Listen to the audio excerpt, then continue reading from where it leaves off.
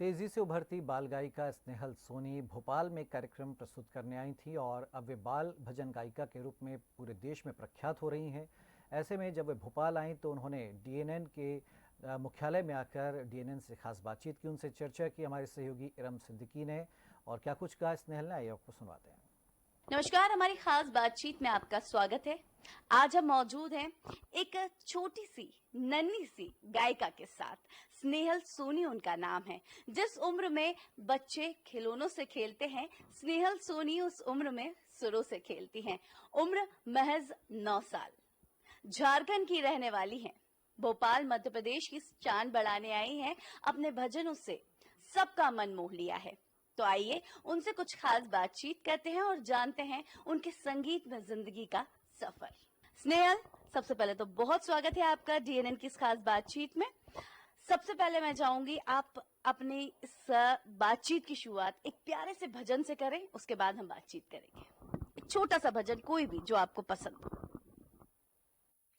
रामा रामा रटते रटते बीती रे उमरिया, रामा रामा रटते रटते बीती रे उमरिया, रघुकुल नंदन कब आओगे, रघुकुल नंदन कब आओगे, भिलन की डगारिया, रामा रामा रटते रटते बीती रे उमरिया, रामा रामा रटते रटते।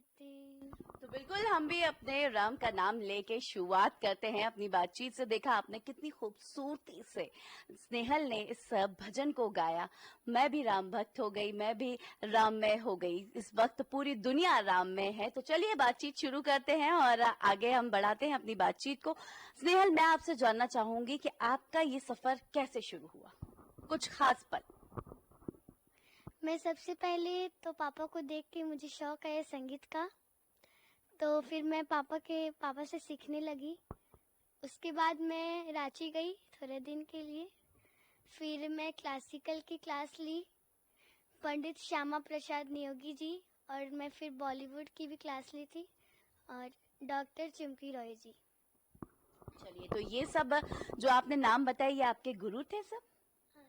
तो आप क्या पढ़ाई भी करती हैं, स्कूल भी जाती हैं आम बच्चों की तरह? हाँ जी।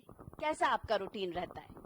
मैं सुबह रोज 6 बजे उठती हूँ, फिर स्कूल जाती हूँ, उसके बाद आती हूँ, फिर खाना खा के सो जाती हूँ क्योंकि सुबह जल्दी उठती हूँ, और फिर 2 घंटा पढ़ाई करती हूँ, फिर रियाज करने बैठ जाती हूँ।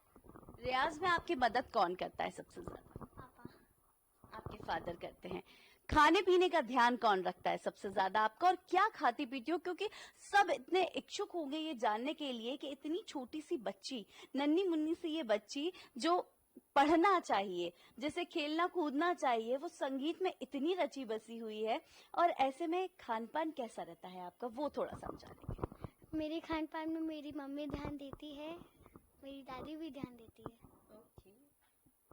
क्या खाती पीती हो आप दिन भर में? क्योंकि ज्यादातर देखा गया है भाई, बच्चों को जब हम छोटे थे तो हमें तो चॉकलेट, बिस्किट, चिप्स दे दो ढेर सारे, वो बहुत पसंद थे।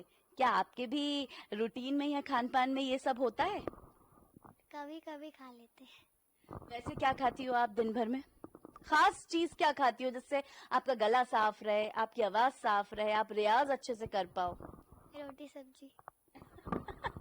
देखा आपने, तो बच्ची ने कहा कि रोटी सब्जी खाती है, यानी कि सोचिए आप, वो अपने आप को इतना रच बस गई है संगीत में, संगीत को अपने अंदर इतना उतार लिया है उसने कि वो सिर्फ उसकी मम्मी उसके खाने पीने का ध्यान रखती है, उसके फादर उसके गुरु हैं, उसके गुरु और भी हैं। और थोड़ा सा जानेंगे हम, स्कूल में कैसा रिस्पॉन्स आपको मिलता है टीचर से, बाकी सबसे? बहुत अच्छा मिलता है रिस्पॉन्स। क्या बोलते हैं सब आपको जब आपने राम के ऊपर गाना गाया होगा, राम भक्ति के ऊपर गाना गाया होगा, तो कैसा रिस्पॉन्स आपको मिला था? बहुत अच्छा मिला था। अलग अलग जगह भी आप जाती होगी, अलग अलग शहरों में भी, जैसे कि आप झारखंड की हो, मध्य प्रदेश के भोपाल में आप आई हो, कैसा रिस्पॉन्स आपको मिलता है, कैसे लोग आपको ट्रीट करते हैं? छोटी सी उम्र की हो आप, और ऐसे में कैसे आपको ट्रीट करते हैं लोग, कैसा लगता है आपको? मुझे बहुत अच्छा लगता है कि लोग मुझे ऐसे ट्रीट करते हैं। पसंद करते हैं, यानी कि आपकी आवाज को बहुत सराहते हैं। ठीक है। अच्छा, और मैं थोड़ा सा ये जानना चाहूंगी आपसे कि जिस तरीके से एक होता है, एक शौक होता है, क्या आपका शौक संगीत ही है या फिर कुछ और भी है? संगीत है। संगीत है। आगे की क्या प्लानिंग है आपकी? आगे क्या करना चाहती हो? कितना नाम कमाना चाहती हो? सिंगर बनना चाहती हूँ आगे बढ़ के। तो सिंगर, क्या गा के सिंगर बनना चाहती हो? किससे मिलना चाहती हो? कोई प्रेरणा है आपकी? कोई बड़े सिंगर आपकी प्रेरणा है? ऐसा कुछ किसी को सुनती हो आप? हाँ जी, मैथिली ठाकुर जी। अच्छा, उन्हें आप सुनती हो, उन्हें आप फॉलो भी करती हो? क्या उनकी जो आवाज है, जिस तरीके से वो गाती हैं, जिस तरीके से एक रूहानी आवाज है उनकी, वो आप अपने अंदर ढालने की कोशिश करती हो? हाँ, कैसा लगता है आपको जब वो गाती हैं? उनका कौन सा पसंदीदा गाना गाया हुआ आपको अच्छा लगता है? राम जी से पूछे। अच्छा, मैंने सुना है कि आपका YouTube चैनल भी है। क्या नाम है उसका? हमारे दर्शकों को भी जरूर बताएं ताकि वो भी आपके इन भजनों का लुत्फ उठा सके। मेरे चैनल का नाम है क्यूट साचू। तो देखा आपने, इस बच्ची के चैनल का नाम भी है क्यूट सचू, उसका नाम है। आप उसे सब्सक्राइब कर सकते हैं, लाइक करें, उसको शेयर करें। आज स्नेहल हमारे बीच है तो वो हमारे डीएन परिवार के लिए जरूर हमें गा के सुनाए। स्नेहल, चुनावी माहौल, कोई गाना ऐसा जो आपको याद हो? हाँ। तो प्लीज हम चाहेंगे कि आप एक बार उसको गा के जरूर सुनाएं। फिर से 24 में भगवा लहराएंगे, मोदी आएंगे। सारे देश में भगवा लहराएंगे, मोदी आएंगे। मोदी आएंगे, आएंगे, मोदी आएंगे। हाँ, मोदी आएंगे, आएंगे, मोदी आएंगे। सारे देश में कमल खिला जाएंगे, मोदी आएंगे। सारे देश में कमल खिला जाएंगे, मोदी आएंगे।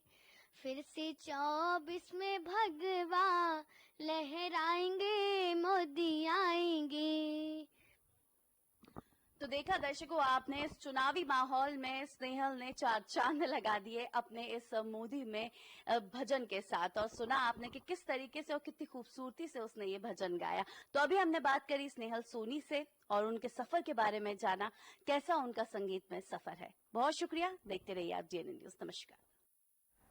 चलिए, तो इस बुलेटिन में इतना ही। आप देखते रहिए डीएनए न्यूज़। नमस्कार।